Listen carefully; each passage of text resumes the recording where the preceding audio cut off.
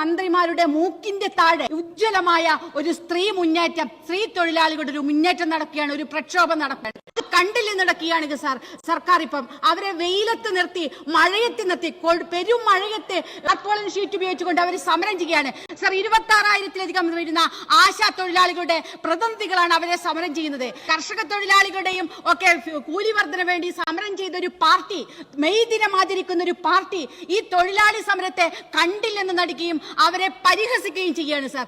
കേന്ദ്ര സർക്കാരിൻ്റെതാണെന്ന് സ്കീമാണെന്ന് ഞങ്ങൾ അംഗീകരിക്കുന്നു. അവിടെ പാർലമെന്റിൽ ഞങ്ങളുടെ എംപിമാർ കഴിഞ്ഞ അതിശക്തമായി ഇതിനെതിരെ സംസാരിച്ചു കൊണ്ടിരിക്കുകയാണ്. പക്ഷേ സംസ്ഥാന സർക്കാർ ചെയ്യുന്ന ചില ഡ്യൂട്ടികളില്ലേ സർ? ഇവർ പണിയെടുക്കുന്നത് കേന്ദ്ര ഗവൺമെന്റിന് വേണ്ടിയിട്ടല്ല.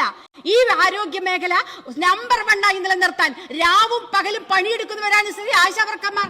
ഇവരെ നിയമിക്കുന്നത് സംസ്ഥാന സർക്കാരാണ്. ഇവരുടെ വേതനം തീരുമാനിക്കുന്നത് സംസ്ഥാന സർക്കാരാണ്. പക്ഷെ കൂലി കൂടുതൽ ചോദിക്കുമ്പോൾ നിങ്ങൾ കേന്ദ്ര ഗവൺമെന്റിന് കൊണ്ടുവരണമെന്ന് ചോദിക്കണമെന്ന് പറയുന്നത് എന്ത് ന്യായമാണ് സർ ഉള്ളത്? നിങ്ങൾ എന്താണ് ആ സമരത്തിനെ കണ്ടില്ലെന്ന് നടിക്കുന്നത്? ഒരു പ്രാവശ്യം ആരോഗ്യമന്ത്രി ചർച്ചയ്ക്ക് വിളിച്ചു, അംഗീകരിക്കുന്നു. പക്ഷെ അവരുടെ ആവശ്യം അംഗീകരിക്കാത്തത് കൊണ്ട് സമരം ചെയ്യാൻ സമരം വളർന്നു വന്നൊരു പാർട്ടിയല്ലേ, തൊഴിലാളി വർഗ പാർട്ടിയല്ലേ നിങ്ങൾക്ക് എന്ത് അവകാശമുണ്ട് ഇന്ന് തൊഴിലാളി വർഗം എന്ന് പറയാൻ വേണ്ടിയിട്ട് ഈ തൊഴിലാളി സമരത്തെ കണ്ടില്ലെന്ന് നടിച്ചു മുന്നോട്ട് പോകുമ്പോൾ അവരെ ചർച്ച ചെയ്യാൻ ഇതുവരെ വിളിച്ചിട്ടില്ല. ബഹുമാനപ്പെട്ട മുഖ്യമന്ത്രി ഇടപെടണമെന്ന് ആവശ്യപ്പെടുന്നു. എന്തുകൊണ്ട് ഒരു മാസം പിന്നിട്ടു സാർ ആ തൊഴിലാളികൾ അവിടെ ഇരിക്കുന്നത്? ബഹുമാനപ്പെട്ട ആരോഗ്യമന്ത്രി മുഖ്യമന്ത്രിയോട് പറഞ്ഞ് അവരെ ചർച്ചയ്ക്ക് വിളിച്ച പ്രശ്നം പരിഹരിക്കണം. സംസ്ഥാനത്തുള്ള എല്ലാവർക്കും 24 മണിക്കൂറും തൊഴിൽ ഈ കേരളത്തെ നമ്പർ 1 ആരോഗ്യ മേഖലയാക്കി മാറ്റി നിർത്തുന്ന ആളുകളാണ് അവരെ.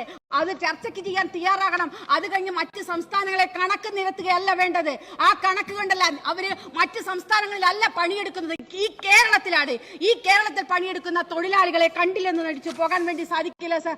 അത് അടിയന്തരമായി പരിഹരിക്കാൻ ആവശ്യമായ തീരുമാനങ്ങൾ എടുക്കണം സാർ. നമ്മുടെ ആഴക്കടൽ മത്സ്യഖനനവുമായി ബന്ധപ്പെട്ട് കേന്ദ്ര ഗവൺമെന്റിന്റെ നീക്കത്തെ അതിശക്തമായി എതിർക്കുകയാണ് സാർ. അതുപോലെ തന്നെ തീരദേശ മേഖല സാറിന്റെ ഇടപെടൽ ഞാനൊക്കെ ഏറ്റവും കൂടുതൽ തീരദേശമുള്ള മേഖലകളിലാണ്.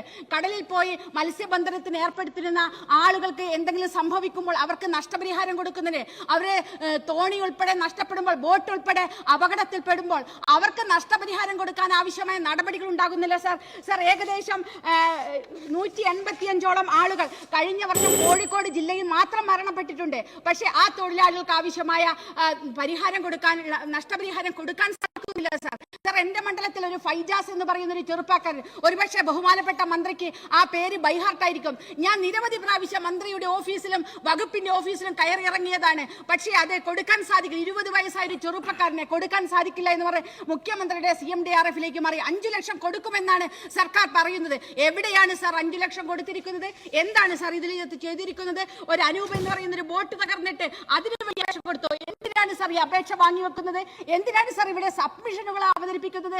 നമ്മളൊരു സബ്മിഷൻ അവതരിപ്പിച്ചാൽ അതിനൊരു നടപടി ഉണ്ടാകുമെന്നാണ് വിചാരിക്കുന്നത്. പക്ഷേ ഇതൊക്കെ പ്രഹസനങ്ങളല്ലേ സാർ സത്യത്തിൽ നിയമസഭയിൽ നടക്കുന്നത്?